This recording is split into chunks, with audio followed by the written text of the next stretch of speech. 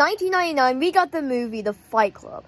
It's about this guy who has insomnia that goes to these meetings to basically make him happier and just give him a reason to cry. But then after a while, he finds somebody else that does that, so he leaves, and then he starts a fight club with Brad Pitt's character. And now they both start this fight club, and then start to turn into like a weird cult thing, and then they start like this Project Mayhem thing where they blow up a bunch of like financial buildings in a big city all around the world. And that's Fight Club. But underneath that, there is actually so much more. For example, Brad Pitt's character doesn't even exist. It's not even real. He's in the movie, and you see him all through the film. But then at the end, you figure out Brad Pitt's character is basically just an imaginary friend. Brad Pitt's character is not real.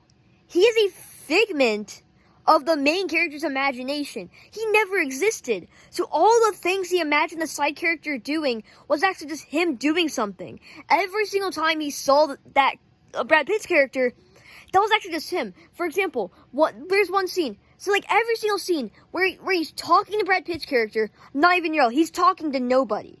When he's at one point he's wrestling or he's like fighting with Brad Pitt's character, like a fist fight. He's not actually fighting with anybody. He imagines Brad Pitt's character's doing something. That's him doing that.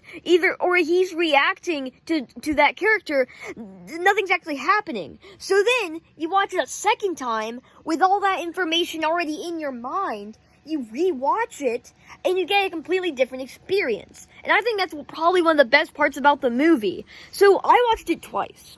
Twice in the same day. Because I watched it the first time, found out about that twist, watched it the second time knowing that Brad Pitt's character, Tyler, he never existed. So then you're watching all these moments take place, and it's like, wow, that's weird. It's a completely different experience, and it's great.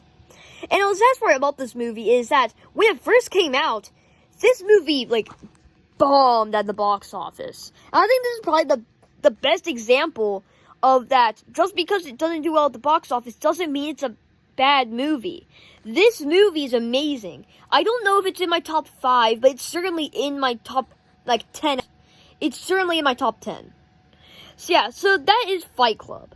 And there's so much more to it, from the way it's shot to the messaging and the satire and the satirical aspects of the film. But I'm mainly just talking about the movie. I guess again there's satirical aspects to the film, and people even argue that there's different satirical aspects of the film in different parts. People argue where it is. People argue what the satire even is. But I'm not talking about that today. I'm just talking about the movie, and it is amazing. Like, I mean, you've never seen Dirty Bathwater until you've seen Fight Club. You have, it's Tyler. Okay, so the side character, Tyler, which is Brad Pitt's character.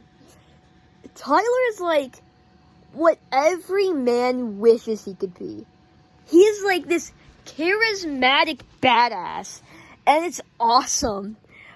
But at the same time, he's not really a good person.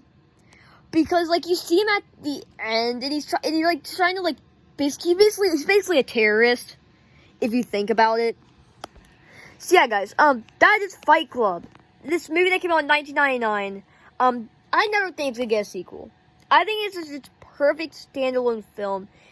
And you watch it, and you have this whole, amazing experience with the movie. And I'm really happy I watched it. If you haven't watched it yet, go watch it. But yeah, guys, if you enjoyed this video or any of my other content, please consider subscribing, and I'll see you in the next one. Goodbye.